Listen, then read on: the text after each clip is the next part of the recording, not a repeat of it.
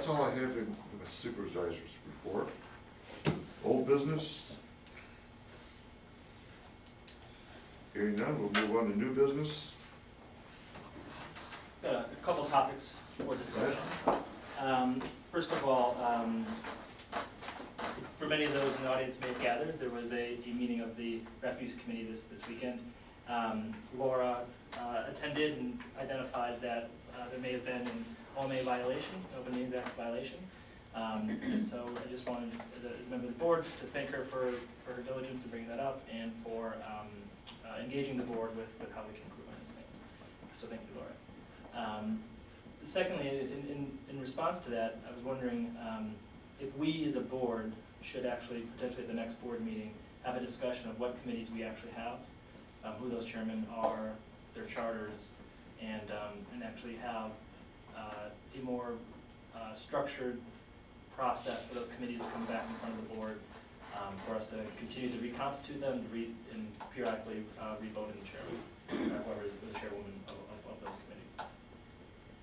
And then additionally to potentially as a township host a Open Meetings Act training or seminar, or require at least the leader, but potentially the members of those committees to actually get some training in open meetings. So that, Yeah, the training was suggested the last couple of days, but the recommended training has been done by most of the elected officials, I think all of the elected officials, and most of the employees that are in key positions. Off of the website, Attorney General Madigan's website. So that training's been accomplished, and you feel like if we should have additional training? well, I think for the very least, if there's an employee of the township that sits on a committee, you said most of them have it, and maybe all of them have, but if we could actually just have that as a requirement, that'd be great.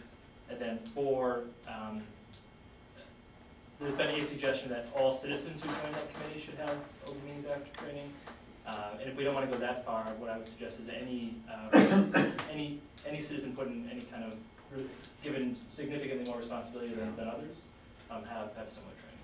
And what would you suggest to do with someone on the committee that refuses to do the training? So if they're on the committee and they're in a position of leadership and they won't do the Open Meetings Act training, I think they probably should go serve on a different board. If they're just a contributing member, and we as a board decide that contributing members shouldn't, then I think that's fine. But if they're setting agendas, if they're leading meetings, I think they should have. Yeah.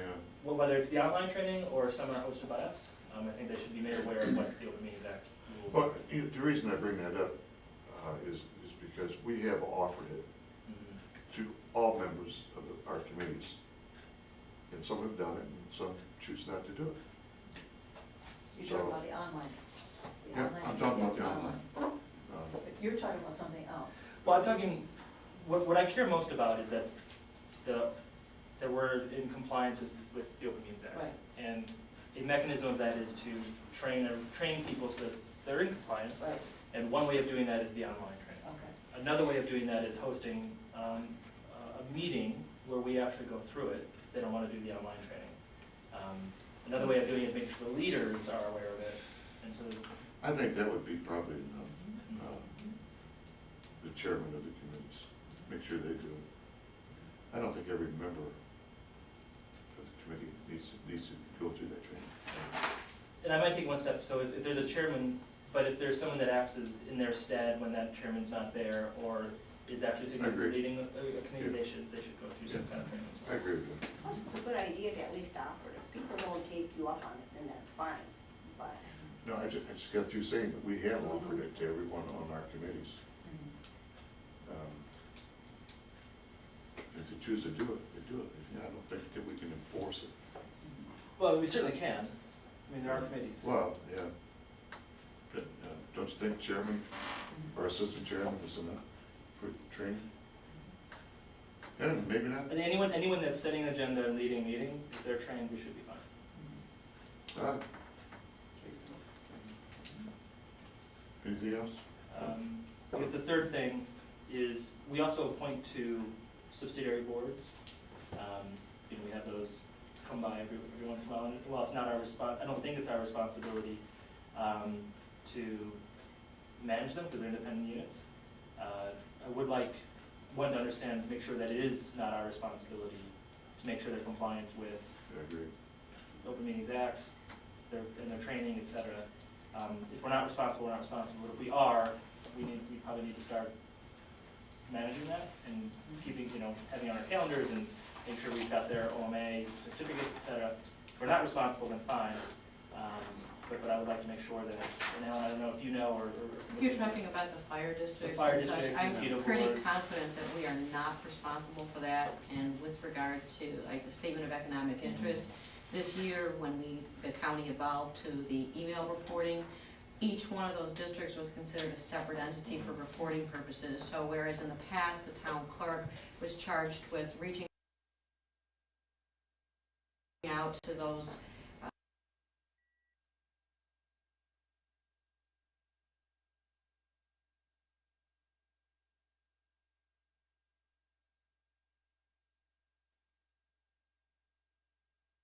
subsidiaries and collecting that information to make sure it was done, now they're on their own. And so Alan, Yeah, I would agree with that. I don't think we have a distinct responsibility.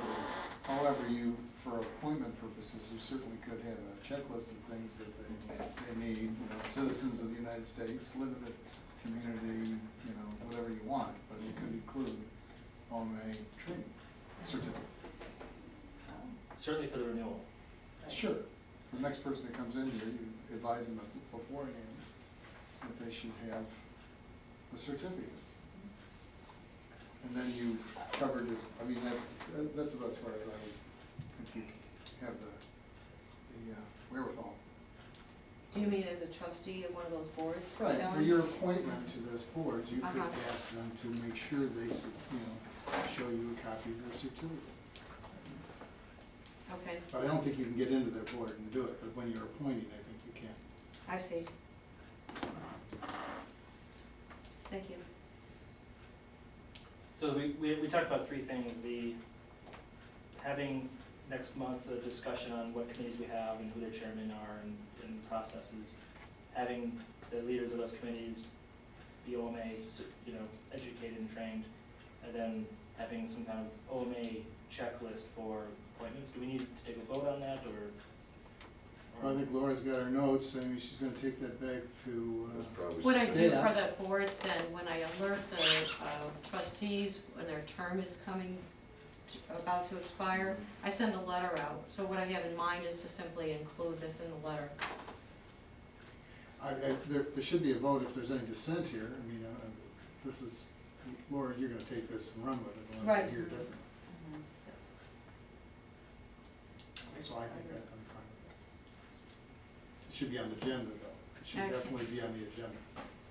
For the next meeting. For the next So- meeting. So we, Oh, okay. so it pops back up and we remember what we're doing here. All right, Right, Mark? Anything else, new business?